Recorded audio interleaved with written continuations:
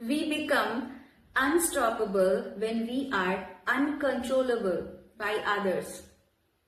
একদম ঠিক শুনেছেন। যখন আমরা নিজেদের ইমোশনগুলো, ফিলিংসগুলো, ডিজায়ারগুলো কন্ট্রোল করে ফেলি না, এবং নিজেদের যে প্যাশন, নিজেদের যে গোল, সেটার উপরে ফোকাস থাকি, যে আমি যখন ঠিক করেছি যে আমি নিজেকে এইরকমই তৈরি করব, যেটা আমরা ইন্সপায়ার হই আমাদের আদর্শদের মাধ্যমে, সেটা কখনো ক্রিকেটার্স হোক, ফুটবলার হোক, কোনো টিচার হোক, অ্যাক্টর হোক, মডেল হোক, তখন আমরা নিজেদেরকে কোথাও একটা খুঁজে পাই।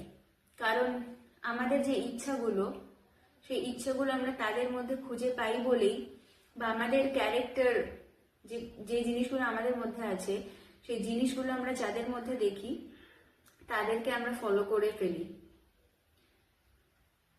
তাদের এনার্জির সাথে কোথাও আমাদের এনার্জিটা মিলে যায়, যে তার জন্যই আমরা এতটা অ্যাট্রাক্টেড হই আর কানেক্টেড হই, এবং আমরা জীবনে সেটা করতে চাই।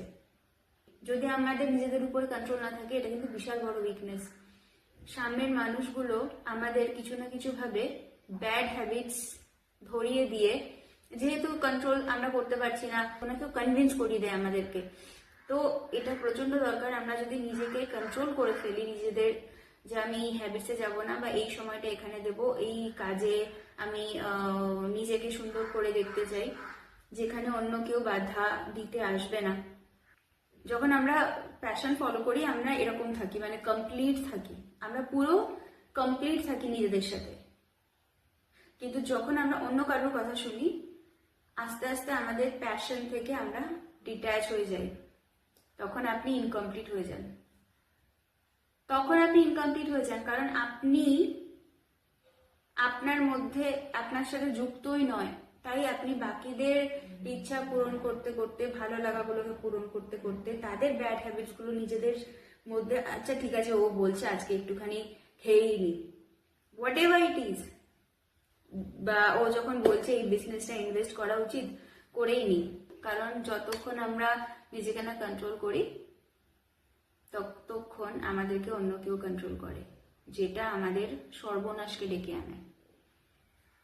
খুব দরকার নিজেকে কন্ট্রোল করে ফেলুন, যাতে কেউ আপনাকে কন্ট্রোল করতে না পারে। ভালো থাকবেন, সুস্থ থাকবেন। Thank you, tata.